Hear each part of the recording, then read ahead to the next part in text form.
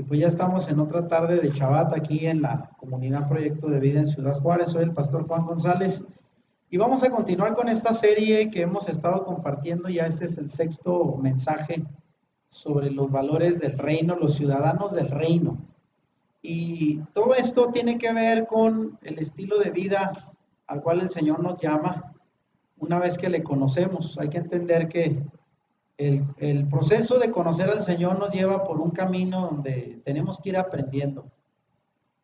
Antes de conocer al Señor teníamos nuestros hábitos, nuestras filosofías, nuestra manera de ver la vida, y ahora conforme vamos conociendo al Señor tenemos que ir cambiando para ir entendiendo las cosas a la manera de Dios. Y esto implica, desde luego, conocer los valores como ciudadanos del reino. Ya hemos hablado de la emuná, de la fe, del arrepentimiento. Y en esta ocasión voy a hablar de otro tema que me resulta muy importante, sobre todo cuando uno es creyente y sobre todo entendiendo desde el punto de vista bíblico, porque a veces en muchas iglesias, por desgracia, se predica otra cosa. Y me refiero precisamente a este tema que le he llamado el desierto de la disciplina. Y usted dirá, ¿qué tendrá que ver el desierto con la disciplina? Bueno, tiene que ver mucho en el mensaje de las Escrituras. Y pongo aquí como base este pasaje de Números 32:13 que dice, lea conmigo: el Señor se encendió en ira contra Israel y los hizo vagar en el desierto 40 años, hasta que murió toda la generación que había pecado. Así es que ahora aquí entendemos, 40 años en el desierto el pueblo de Israel con un propósito. El propósito fue depurar al pueblo. Todos aquellos que salieron de Egipto mayores de 20 años quedaron postrados en el desierto a causa del pecado. Así es que el Señor trajo disciplina, tuvo ira en contra de su pueblo. Obviamente lo vamos a explicar las razones el día de hoy. Y esto nos enseña que a veces en el caminar del Señor hay momentos difíciles, momentos de disciplina, de prueba, de angustia. Y digo esto porque hoy en día en las iglesias se sigue predicando un evangelio de prosperidad, de promesas, de puras bendiciones. Y esto hace que mucha gente vaya, ¿verdad?, con esa esperanza de que ahora ya estando en el Señor no va a tener problemas en la vida. Y cuando se vienen los primeros problemas, la gente, como dicen, tira la toalla. Porque dice, no, que Dios iba a estar conmigo para evitar que yo cayera en situaciones difíciles. Y bueno, ahí decimos, ¿quién dijo eso, verdad? Si el Señor dijo, en el mundo tendrán aflicción. Así es de que vamos a hablar acerca de la disciplina y cómo tiene que ver esto con la historia del pueblo de Israel en su peregrinar en el desierto. Y por cierto, la vez pasada dimos que fue el quinto tema de esta serie. Para los que estuvieron acá, la Shonjara se llama la lengua maligna. Y ahí es donde el Señor prohíbe la murmuración, el chisme, porque esto viene a traer división en el pueblo de Dios. Amén. Así es de que vamos a continuar con el tema de hoy. Quiero empezar con esto. Nuestro origen en el paraíso. Si leemos el Génesis capítulo 3 del 8 al 9, leemos sobre el paseo de Dios en el jardín del Edén, porque así dice la escritura, que el Señor, Adán y Eva escucharon la voz de Elohim en el huerto, ¿verdad? Y dice que se paseaba en el paraíso, el Señor caminaba entre ellos, disfrutando de la brisa fresca del atardecer y buscando a los humanos que había creado, Adán y Eva. Y sabemos que la historia del paraíso fue una historia, pues, de perfección. Dos hombres hechos a imagen y semejanza de Dios, el hombre y la mujer, y creados en un mundo perfecto para que fuera nuestro hogar. Pero ese primer encuentro con Dios fue obstruido, como ya sabemos, por causa de nuestro pecado. Y ahora, la mala noticia es que no podemos llamar paraíso a nuestro hogar terrenal. Es cierto que hay lugares muy bonitos, lugares frondosos, hay selvas, hay bosques, pero ninguno tan cerca de parecerse como fue el paraíso original, amén. Ahí donde el Señor habló con Adán y Eva. Y ahí fue el origen del hombre, un paraíso. Pero vamos a ver cómo esto, al poco tiempo por el pecado, nos lleva al desierto. Bueno, hablando de los desiertos, vean, sabemos que los desiertos, así como los que nos rodean acá en Ciudad Juárez, quiero decirles que no todo el mundo conoce estos lugares. Hace casi como 30 años, unos hermanos de por allá de Puerto Vallarta, hicimos un viaje en la congregación donde yo asistía como joven. Primero fuimos nosotros allá a Puerto Vallarta y encantados con la selva. Y algunos ni habíamos conocido el mar. Y recuerdo que nos hospedaron unos hermanos que vivían a 2 calles de la playa y decían, hermanos, la verdad hace más de un año que no íbamos. Ahora que vinieron ustedes, vamos a llevarlos. Y uno decía, válgame, ¿cómo qué desperdicio? Y luego después los invitamos a que vinieran a visitarnos acá, vinieron en un camión y maravillados por el desierto, bajaron a tomarse fotos ahí en las dunas y estaban fascinados y nosotros decíamos, pues, ¿qué les pasa a los hermanos? Nunca habían visto esto. Pero en los desiertos, aunque son bonitos, son lugares poco apropiados para la gente, porque hay que lidiar con condiciones geográficas extremas. Para empezar, la falta de agua, de vegetación, y también hay animales peligrosos en el desierto, ¿eh? De manera que nuestros desiertos pueden ser literales o en la Biblia también con un lenguaje metafórico. Y en la Biblia descubrimos que pueden ser los lugares en que Dios nos disciplina al mismo tiempo que nos encuentra y nos llama de regreso a la vida en Él. O sea, en la Biblia los desiertos tienen mucho que ver con un lugar de prueba, un lugar donde puede haber tribulación, porque así es, los desiertos se comparan con un lugar inhóspito, un lugar difícil para vivir, y más en esta época de calor, ¿verdad que sí? Así es de que los desiertos, nada fácil para vivir en ellos. Ahora, hablando de los desiertos de la Biblia, en la Biblia hay muchos pasajes que hablan de desiertos y lugares inhóspitos y salvajes, pero las imágenes del desierto también se utilizan a menudo como oportunidad de reflexionar sobre nuestra relación con Dios. Otra vez, los desiertos pues son lugares difíciles que tienen un simbolismo, y las regiones desiertas de mayor importancia en la escritura, para que lo conozcan, se habla, por ejemplo, del desierto del Sinaí al sur de Egipto, en la península, muy cerca de Egipto, el desierto del Sinaí, donde vamos a hablar ahorita el escenario del pueblo de Israel. Se habla también de pasajes donde está en medio oeste de Judá, el desierto de Judá, alrededor de Jerusalén, es desértico también, y se habla del desierto de Arabia al este, que separa Judá de Babilonia. Alrededor de donde el pueblo de Israel llegó a morar en Jerusalén era un lugar desértico, y habla de varios desiertos la Biblia geográficamente.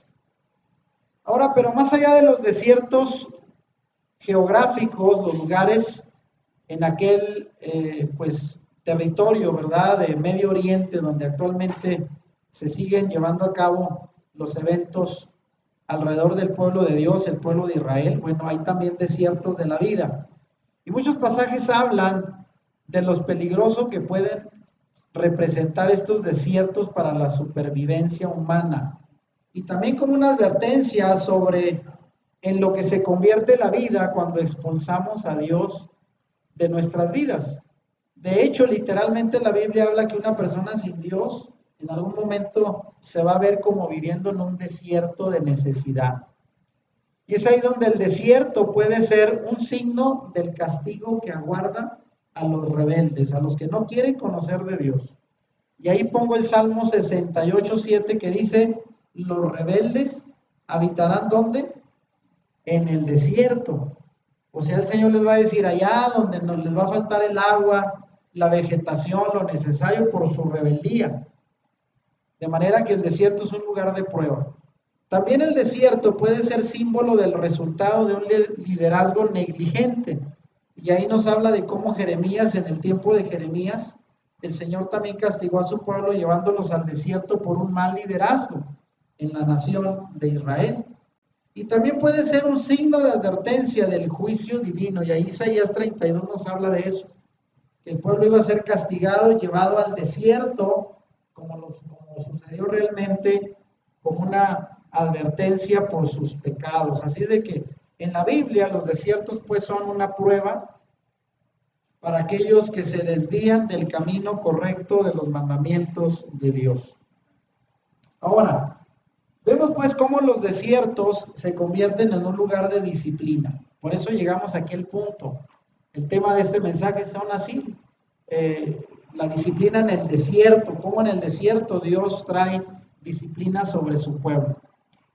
Y los desiertos también pueden invitar a una profunda reflexión sobre las realidades espirituales, porque sabemos que hablando de manera espiritual, las pruebas representan un caminar en el desierto. Cuando la desnudez de un desierto desviste ante nuestros sentidos la frondosidad del mundo material, quizás sea la mejor disciplina que nos hará volver nuestros corazones a Dios y trataremos de descubrir lo que es verdaderamente importante en nuestras vidas. ¿Sabían ustedes que por experiencia y según lo que la Biblia dice, los mejores momentos de aprendizaje, de crecimiento espiritual, de acercarnos a Dios, son los momentos de prueba? ¿Sabía usted? Porque la verdad, cuando estamos en momentos de bendición, en momentos donde tenemos todo el alcance, donde no nos falta tanto, la verdad mucha gente no se siente tan motivada para buscar de Dios. ¿En qué momentos cuando más lo hacemos? Cuando tenemos urgencia, ¿no? Cuando hay necesidad, cuando estamos en la prueba. Por eso, el Señor, sabiendo esto, sabe que a veces es necesario llevarnos al desierto de las dificultades y las pruebas, porque es ahí donde vamos a clamar. Es ahí donde vamos a tener necesidad de volvernos a Él y entender sus planes para nuestra vida. Ahora, Dios algunas veces, por su soberana voluntad, nos guiará al desierto para hacernos crecer y fructificar en nuestras vidas, ya que de otra manera no lo haríamos. Otra vez, o sea, cuando estamos todos tranquilos, en pura bendición, es ahí cuando a veces nuestro crecimiento se detiene porque estamos en áreas de confort, amén, donde todo está tranquilo, suavecito, bonito, no pasa nada difícil. Y es ahí muy difícil que crezcamos en nuestra fe. Para crecer en la fe tenemos que estar en la prueba y eso Dios lo sabe.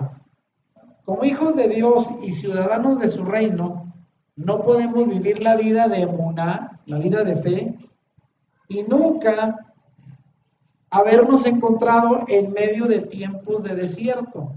Entonces, a partir de hoy, cuando hablemos de tiempos de desierto, hablamos de tiempos de prueba, de tribulación, de adversidad, donde algunas veces terminamos ahí porque Dios nos está disciplinando. Pero sabemos que contrario a lo que mucha gente piensa, la disciplina de Dios es buena. Amén. Es necesaria para nuestro crecimiento. No es que Dios quiera ensañarse y meternos en dificultad solo para hacernos pasar un mal momento, sino es necesaria la disciplina para nuestro crecimiento espiritual. Amén. Ahora fíjense bien, aún con todo y esto, la gente que no conoce la Escritura puede tener un mal concepto de lo que es la disciplina. Son pocos los que ven las ventajas de la disciplina y sobre todo cuando esto implica las duras pruebas. Todavía hay muchos creyentes que no entienden bien la Escritura, que cuando están en pruebas dicen, ¿por qué, Señor, me metes en estas dificultades? ¿Y por qué, Señor? Y lo cuestionan y a veces reniegan, se enojan y ya quieren retirarse porque piensan que Dios les ha fallado, cuando sabemos que la Biblia nos habla de la disciplina como una oportunidad para crecer, para mejorar, para fortalecer nuestro carácter y nuestra fe en el Señor. ¿Y qué dice Hebreos 12:11? Lea conmigo. Ciertamente ninguna disciplina en el momento de recibirla, vea, parece agradable, sino más bien penosa. Sin embargo, después produce una cosecha de justicia y paz para quienes han sido entrenados por ella. Ahí está la clave. O sea que en el momento de la disciplina nadie la recibe con agrado. A veces hasta es penoso.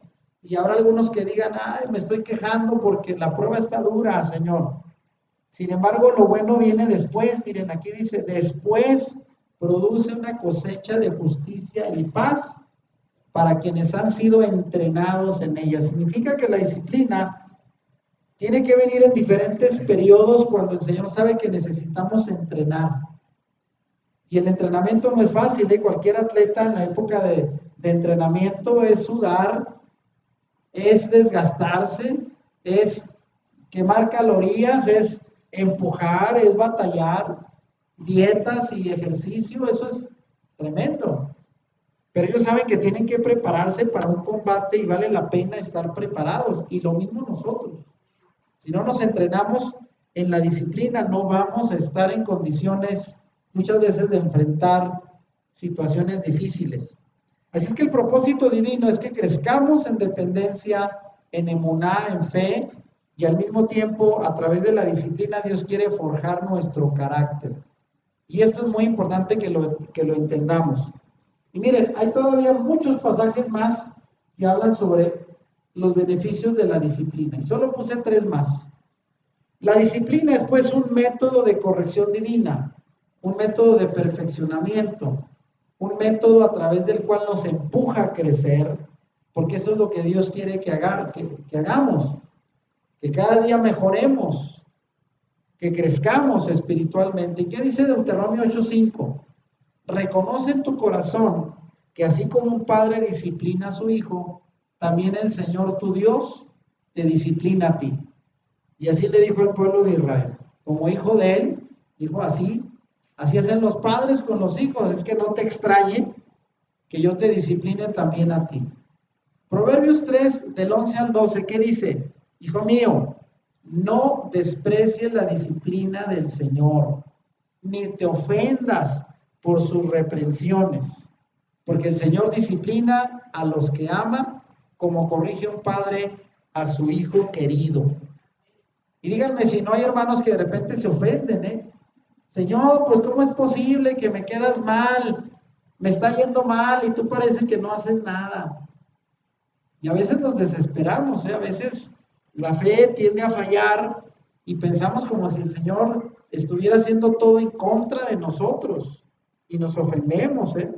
Pero no es más que la reprensión que manifiesta el amor que el Señor nos tiene por nosotros. Al que se le ama, a ese se le disciplina.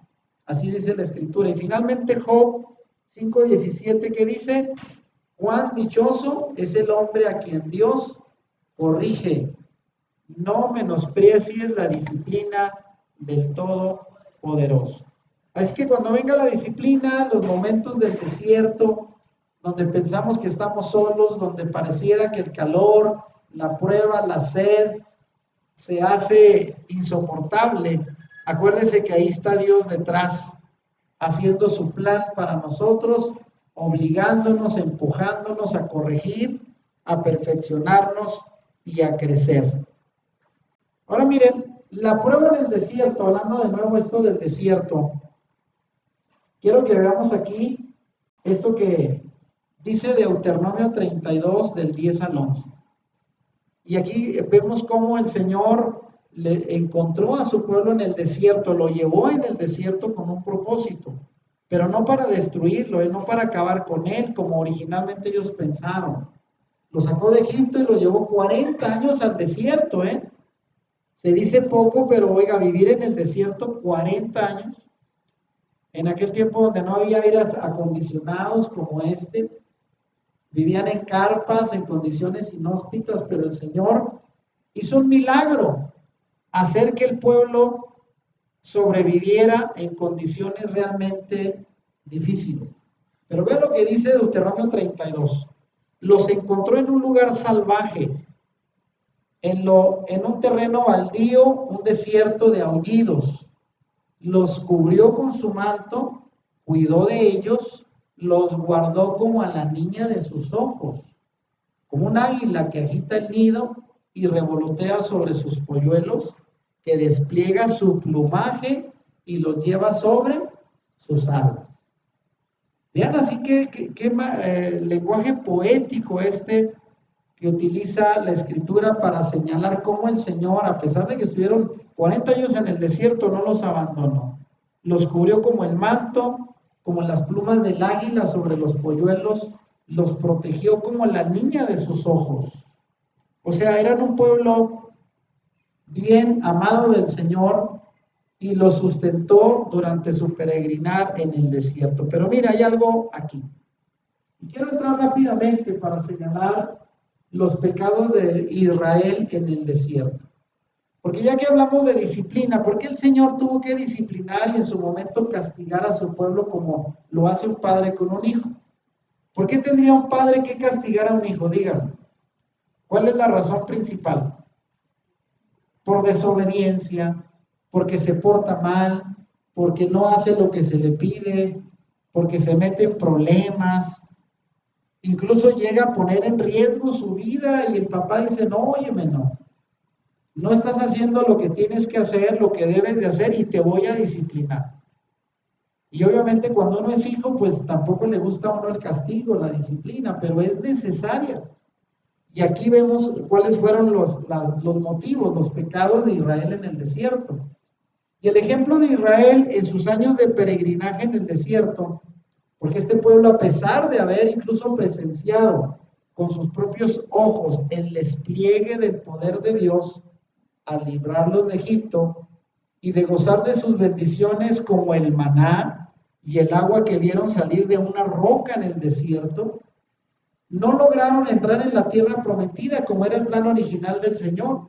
Él dijo, yo los voy a llevar de inmediato, era cuestión de unos cuantos meses, viajar por el desierto, cruzar la península del Sinaí y llegar a la tierra de prometida en Canaán. ¿Pero por qué tardaron 40 años?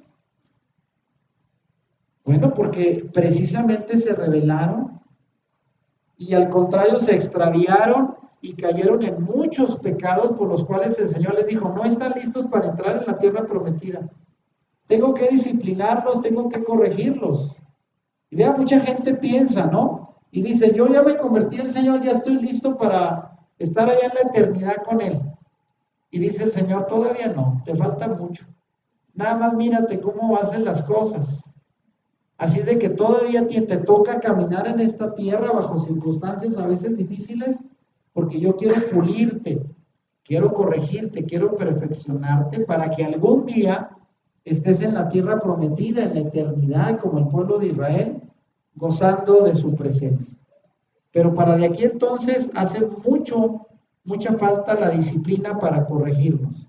Y vean lo que dice la Escritura, empezando con los pecados que cometió Israel. El primero fue el pecado de la codicia. La codicia, vean. Y esto ocurrió cuando Israel comenzó a menospreciar la libertad que Dios le había dado y comenzaron a extrañar las cosas que supuestamente tenían en Egipto. Muchos dudan, yo también, de que lo que dice en este pasaje haya sido cierto. ¿Qué dice Números 11 del 4 al 6? Y vean, y la gente extranjera que se mezcló con ellos, ¿con quiénes? Con el pueblo de Israel, porque hay que saber que de Egipto no solo salieron los israelitas, sino al ver el poder de su Dios, muchos extranjeros, desde luego egipcios incluso, se fueron con ellos. Pero como era gente idólatra y que no tenía fe en un solo Dios, cuando empezaron las pruebas, empezaron a incitar a los demás para que regresaran. Y vean lo que dice, y la gente extranjera que se mezcló con ellos tuvo un vivo deseo, y los hijos de Israel también volvieron a llorar.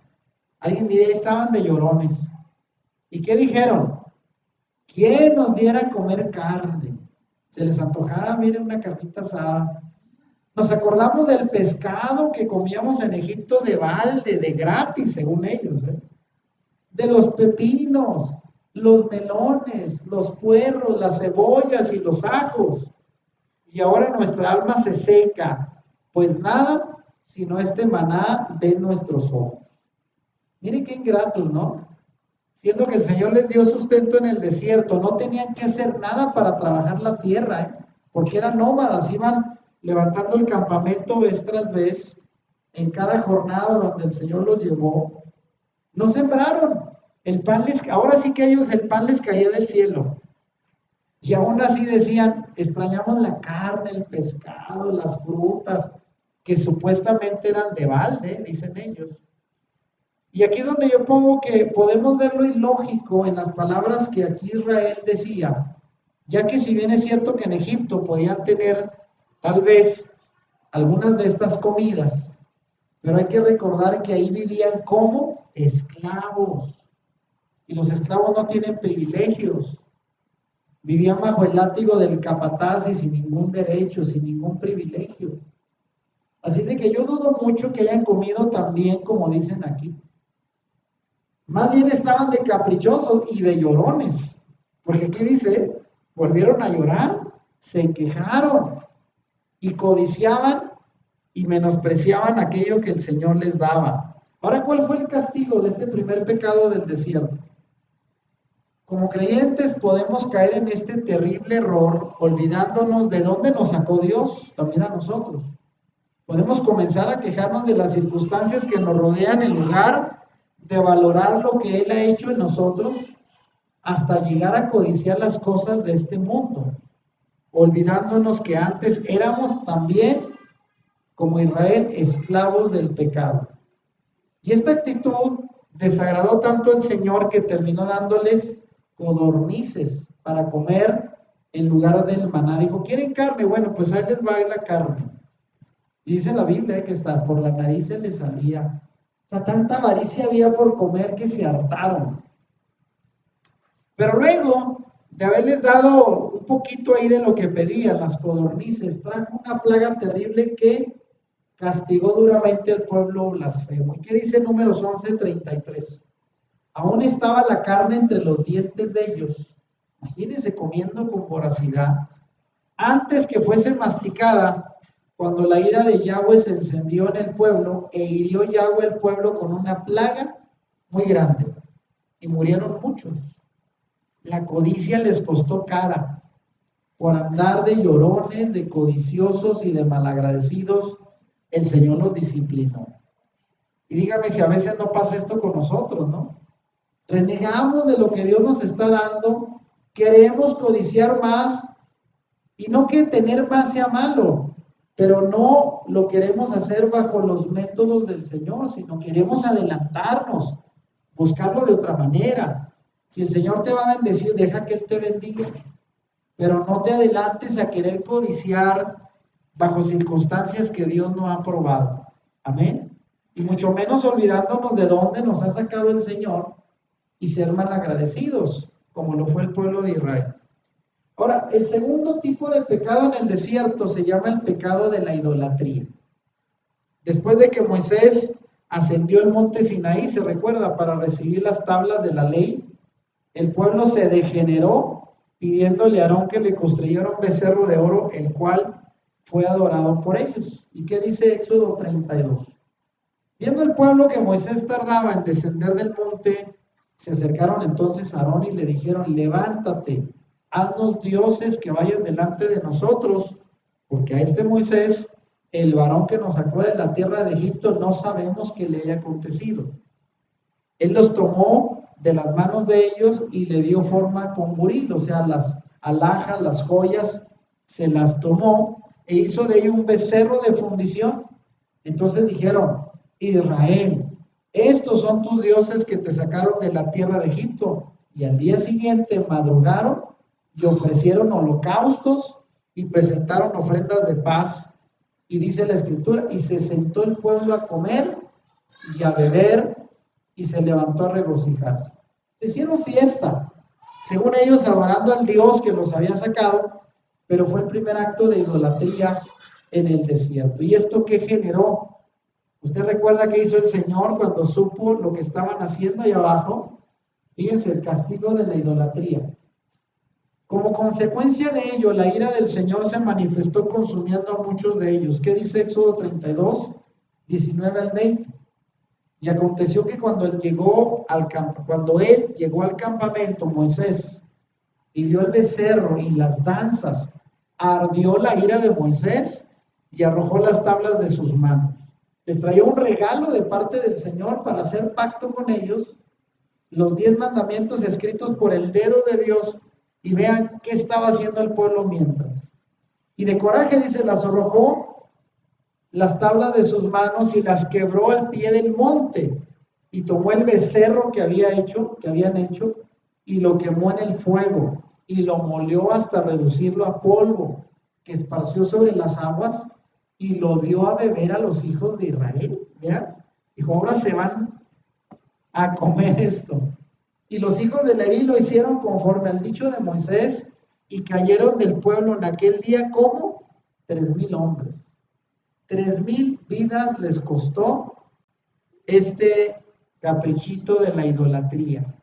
Vean, más y más pérdidas, más y más dificultades a causa de la rebeldía del pueblo de Israel.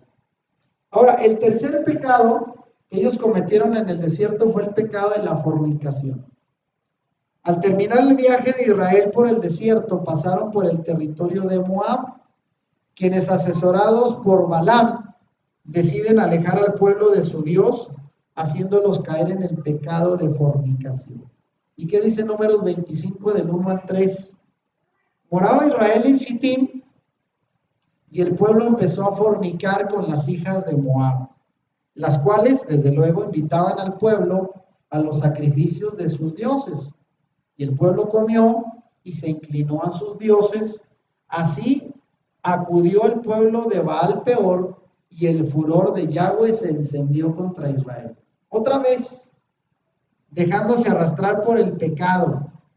Y vean, aunque el Señor les había dicho, no tomen mujer de ningún pueblo, ustedes son un pueblo santo, pero ahí van, les gustaron las moabitas, se van con ellas, y como eran mujeres idólatras, pues desde luego inclinaron su corazón a los dioses paganos e hicieron enojar otra vez al Señor. Si el Señor tuviera lo mismo que nosotros, ya le hubiera dado una bilis, ¿no? Como dicen, de tanto que lo hacían enojar. Híjole, una tras otra.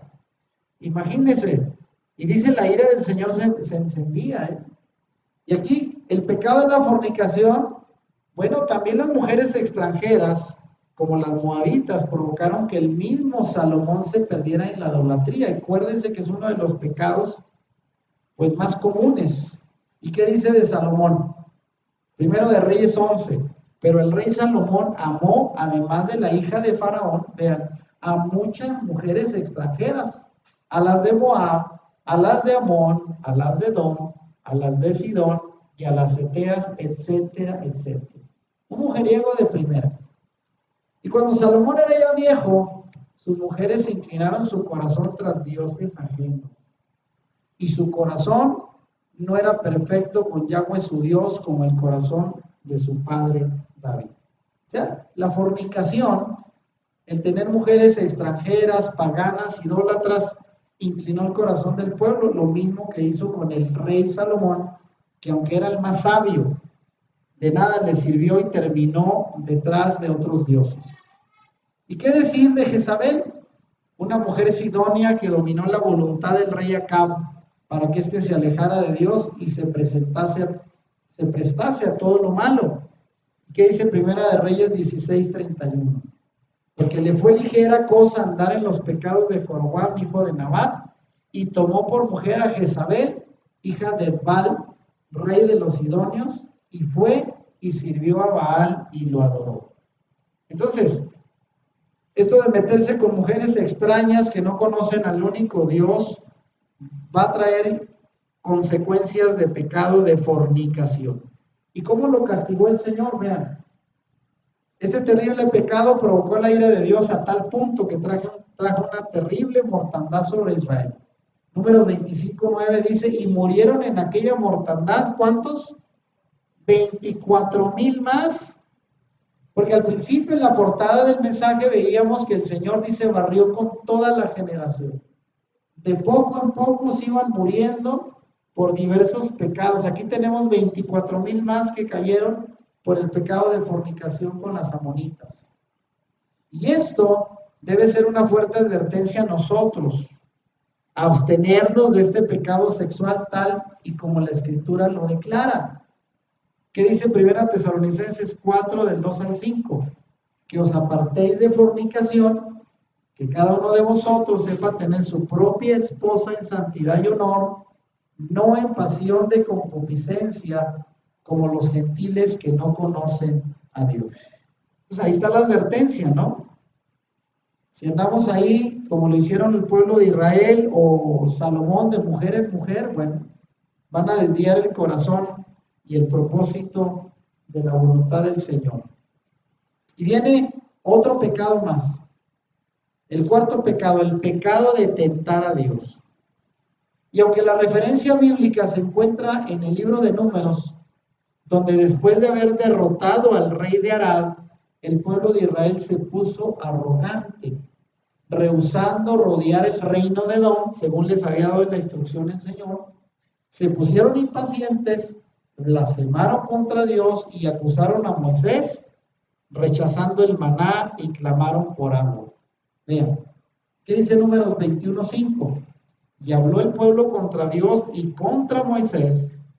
Y vean lo que decían. ¿Por qué nos hiciste subir de Egipto para que moramos en este desierto? Pues no hay pan ni agua, y nuestra alma tiene fastidio de este pan tan liviano. Vean cómo rechazaron al Señor. Les dio el maná y estaban fastidiados.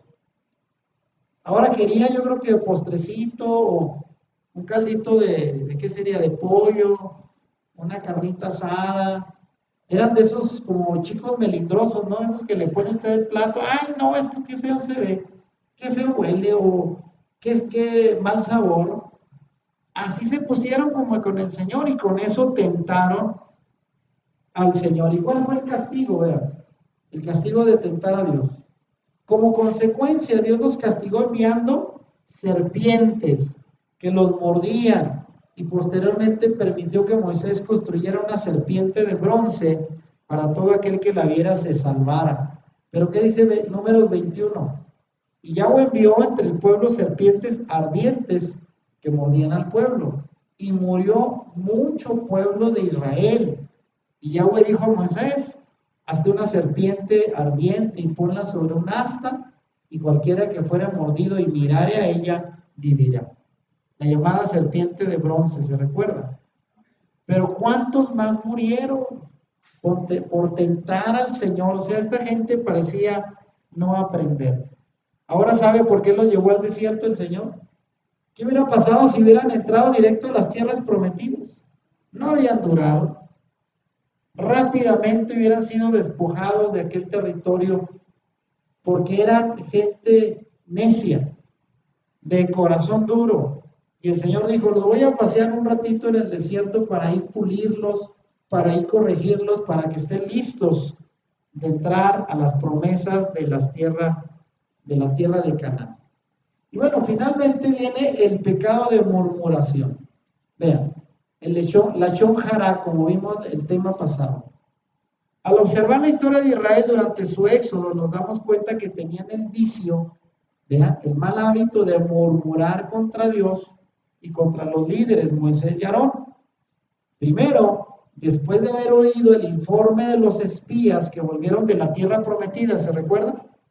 10 de ellos decían que no se podía entrar porque era tierra de gigantes, que no iban a poder tomar las tierras, y solo 2, Josué y Caleb, dijeron sí se puede, aunque sí son gigantes, pero es mayor el Señor, es más poderoso nuestro Dios.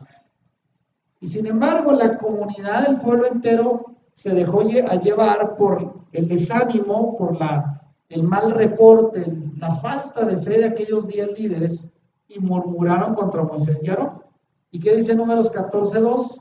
Y se quejaron contra Moisés y contra Aarón, todos los hijos de Israel, y les dijo toda la multitud: ojalá muriéramos en la tierra de Egipto o en este desierto, ojalá muriéramos.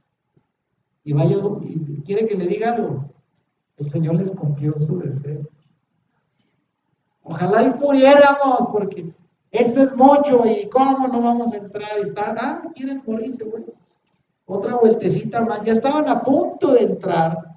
Bueno, se las voy a cumplir. Así es que cuidado a veces con lo que decimos, ¿eh? De repente enojados, ojalá y me vaya más mal de lo que ya me va. No diga eso, porque el Señor puede decir: eso quieres, bueno, ahí te va. Para que aprendas, para que no andes de bocón y de quejumbroso. Y el Señor se las cumplió, ¿eh? Ahora, la segunda vez donde ellos murmuraron, la segunda posibilidad es que el relato se refiere al motín, al levantamiento que hicieron los personajes llamados Coré, Datán, Abiram y On, quienes junto a 250 líderes del pueblo se rebelaron contra Moisés, o sea, le hicieron montón a Moisés, 250 en contra de él. Fíjese lo que dice Números 16 del 1 al 3. Coré, hijo de Izar, hijo de Coat, hijo de Leví, y Datán y Abiram, hijos de Eliab, y On, hijo de Pelet, de los hijos de Rubén, tomaron gente y se levantaron contra Moisés con 250 varones de los hijos de Israel, principales de la congregación, de los del consejo, vean, la gente que más esperaba que apoyaran a Moisés, se levantaron, varones de renombre, y se juntaron contra Moisés y Aarón y les dijeron, basta ya de vosotros, porque toda la congregación, todos ellos son santos, y en medio de ellos está Yahweh. ¿Por qué pues os levantáis vosotros sobre la congregación de Yahweh? Y pusieron en duda su liderazgo, como diciendo, cualquiera puede hacer lo que ustedes hacen. Pero vean, como castigo, no solo murió toda esta gente que se levantó, sino que debido a la murmuración, 14,700 personas murieron por la plaga que Dios les envió. Y vean, 3,000, y luego 27,000 o 23,000, y luego 14,700. Se iba diezmando y diezmando el pueblo gracias a su rebelión y su pecado. ¿Cuántos pecados hubo en el desierto? Bueno, es por eso, y aquí estamos por terminar. Después de ver los pecados del pueblo de Israel en el desierto, ¿para qué nos servirá conocer esto a nosotros? Bueno, aquí lo advierte Pablo, ¿verdad? Cuando escribe la primera carta a los Corintios 11:10, dice, y estas cosas, toda esta historia del pueblo de Israel en el desierto siendo probado, pecando, desobedeciendo, rebelándose y siendo castigados, aquí lo utiliza Pablo para decir en 1 Corintios 11, y estas cosas les acontecieron como ejemplo, y están escritas para amonestarnos a nosotros, a quienes han alcanzado los fines de los siglos. Por algo están ahí. Y vea, mucha gente no quiere leer el Antiguo Testamento, dice que es muy aburrido. Bueno, si no aprendemos de las historias del pueblo de Israel, pues ¿qué va a pasar con nosotros? ¿Queremos cometer los mismos errores? Ahora vean, cuando se le escribe a los corintios, hay que considerar que ellos vivían como creyentes en una ciudad paganizada, contaminada por la idolatría, donde también había fornicación, incluso hombres se podían ir a los templos paganos para meterse con las sacerdotisas, que se prostituían para adorar a sus dioses, y había un tal libertinaje, por lo cual debían vivir con mucho cuidado, entendiendo que no por el hecho de haber realizado ya una profesión de fe, esto les aseguraba su salvación. De manera que por eso Pablo les dice, cuidado, porque esto mismo ya lo vivió el pueblo en el pasado y les fue mal. Así es de que ténganlos como ejemplo para que no hagan lo mismo, porque si hacen lo mismo, pues van a tener las mismas consecuencias que ellos tuvieron. Pablo les hace ver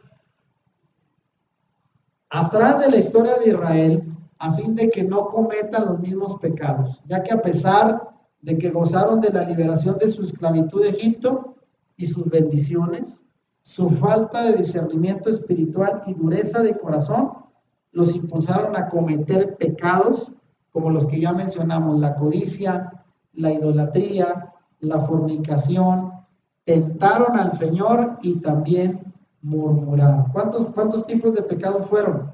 Codicia 1, idolatría 2, fornicación 3, tentación al Señor 4 y murmuración. Por lo menos 5. Por lo que perecieron en el desierto y no entraron en la tierra prometida. Toda una generación, y según se estima eran en promedio 2 millones de personas las que salieron de Egipto. Póngale usted, quizá la mitad de mayores de edad murieron en el desierto. En cada lugar iban enterrando cuerpos y cuerpos y cuerpos, porque el Señor dijo, yo tengo que purificar a todo este pueblo. Y vean, esto es algo como una pandemia, ¿no? Tipo el COVID, le pasó al pueblo de Israel en el desierto y se morían todos los días, porque eran desobedientes y necios a más no poder. Y aquí es donde termino con esto, vean. Tomando en cuenta la experiencia del pueblo de Israel y cómo fueron disciplinados, corregidos, castigados, mermados por tanta desobediencia, también debo decir que en el futuro, siglos más tarde, cuando el pueblo de Judá es conducido al exilio en Babilonia, porque no fue la única prueba, el pueblo de Israel ha sido probado durante toda su historia. Los lleva ya al exilio a Babilonia y Dios los llama a regresar de nuevo a su patria. ¿Y sabían ustedes que para venir de Babilonia de regreso a Jerusalén tenían que pasar por el desierto otra vez? Y esto es simbólico, porque ahora se consideraba el desierto como el sendero de regreso a su casa, regresar a Dios.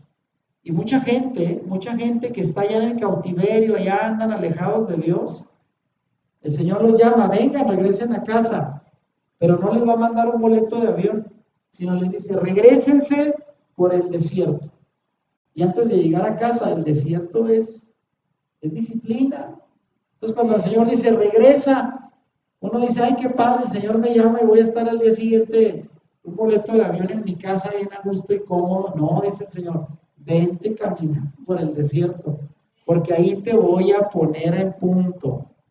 Isaías 43, que dice, vean, esto habla de Juan el Bautista, una promesa, pero ¿a qué se refiere? Dice, una voz clama, ¿dónde? En el desierto. Preparen el camino del Señor, abran en el desierto camino a nuestro Dios. Así es de que esto del desierto, hermanos, no hay que tenerle miedo. El desierto es un lugar difícil, un lugar complicado para vivir, pero es parte del propósito del Señor que caminemos por el desierto para que podamos estar preparados para el momento en que Él nos quiere llevar a un lugar mejor. Ahora, el desierto también es un lugar de encuentro. En los evangelios, el desierto de Judea, alrededor donde está Jerusalén, incluso los invito a ver videos. Yo sigo por ahí al un Bacari suelto en Israel, un argentino que lleva muchos años viviendo allá y él da paseos los días de Shabbat, se va a pasear y relata los lugares y muestra los lugares alrededor de Jerusalén. Es desierto, desierto. Y el desierto de Judea se convierte en un lugar de encuentro entre el pueblo y el profeta Juan el Bautista. Esto ya en el Nuevo Testamento. Y de nuevo encontramos el simbolismo del desierto. Es un lugar de advertencia, así como un lugar de encuentro espiritual. Y la pregunta que hizo Juan a los fariseos y saduceos que acudían a él, ¿cuál fue? ¿Quién te advirtió que escaparas de la ira que llegará? Se les dijo, no sean sacatones. Viene la ira del Señor y hay que estar preparados. Ustedes que quieren que venga el Señor como para complacerlos y darles todo en las manos, no, Señor. Vienen momentos de ira. Y mucha gente, pues claro, al escuchar el mensaje de Juan en el desierto, él era un predicador que venía del desierto, se arrepintieron de sus pecados y se hicieron bautizar. Eso era lo que se pedía al inicio de alguien que quisiera escapar de la ira de Dios. Pero vean, el desierto finalmente, en el caso de Yeshua, fue también un lugar de prueba y renovación. Y con esto terminamos. El más importante de los que acudieron a Juan a ser bautizado, ¿quién fue en el río Jordán? Yeshua mismo, que se reveló como el Hijo de Dios a ser bautizado por Juan. Los evangelios dicen que inmediatamente después de ser bautizado por Juan en el río Jordán, ¿a dónde se fue? No regresó a su casa, no se fue de paseo, sino fue al desierto de Judea a ayunar por 40 días y orar. Y ahí también fue tentado por Satán. Otra vez, el desierto, un lugar de tentación y de prueba para Yeshua. Y lo tentó 3 veces, lo probó 3 veces. ¿Y cómo sabemos cómo le hizo para no caer?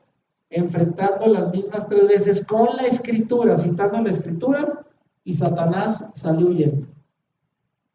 Y después de rechazar la tentación, este desierto se convirtió también en un lugar de renovación.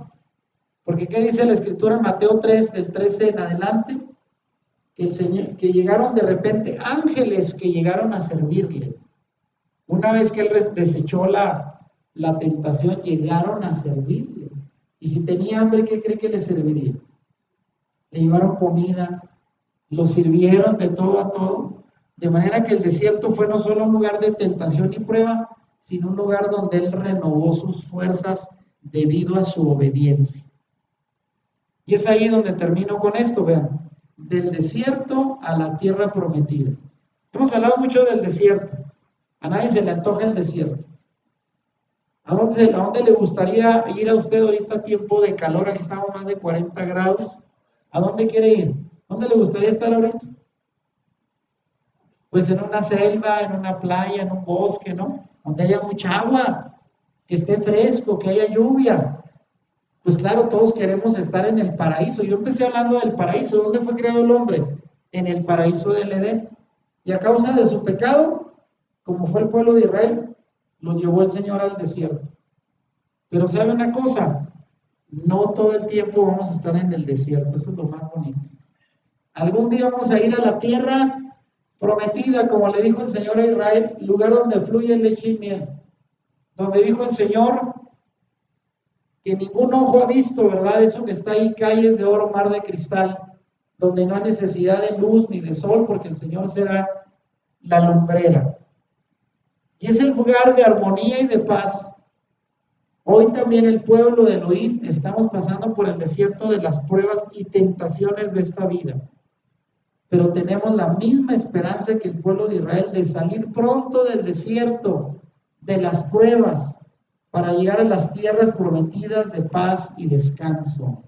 Así como a Israel se le prometió, a nosotros también se nos ha prometido. Y el Señor dijo, voy pues a preparar lugar para vosotros, para que donde yo esté, ustedes también estén conmigo. Amén. ¿O no dijo el Señor eso?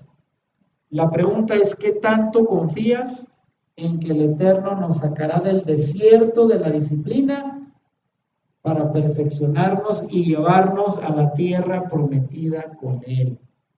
¿Cuántos dicen amén? ¿Cuántos quieren estar allá?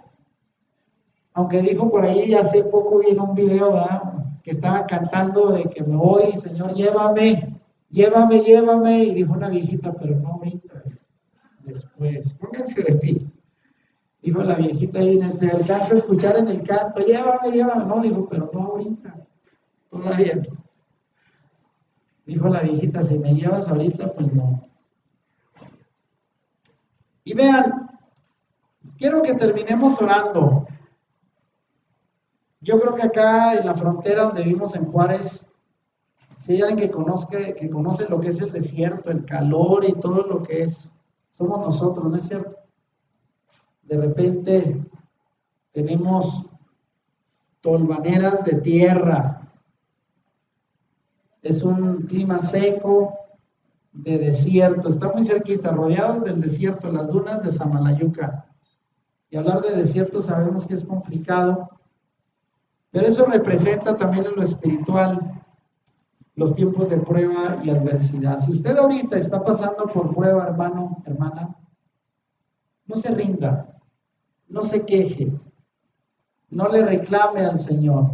Más bien dígale, Señor, ayúdame a entender el por qué. ¿Por qué estoy pasando por prueba?